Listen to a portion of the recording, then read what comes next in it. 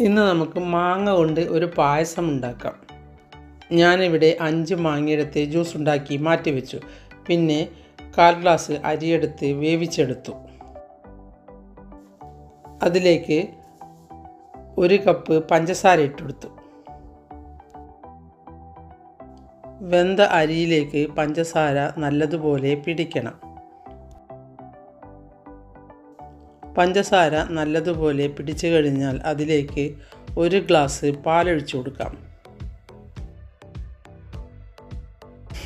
പാല് നല്ലതുപോലെ ചേർന്ന് കഴിഞ്ഞാൽ അതിലേക്ക് കുറച്ച് മിൽക്ക് മെയ്ഡ് ഒഴിച്ചു കൊടുക്കാം. ഇതിൽ ഞാൻ ഏലക്കായൊന്നും ഇടുന്നില്ല. ഇനി മിൽക്ക് മെയ്ഡ് ഒഴിച്ച ശേഷം ഒന്ന് ഇളക്കി സ്റ്റൗ ഓഫ് ചെയ്യാം. അതിനുശേഷം നമ്മൾ നേരത്തെ ഉണ്ടാക്കി വെച്ച മാങ്ങാ ജ്യൂസ് ഇതിലേക്ക് ഒഴിച്ചു കൊടുക്കാം.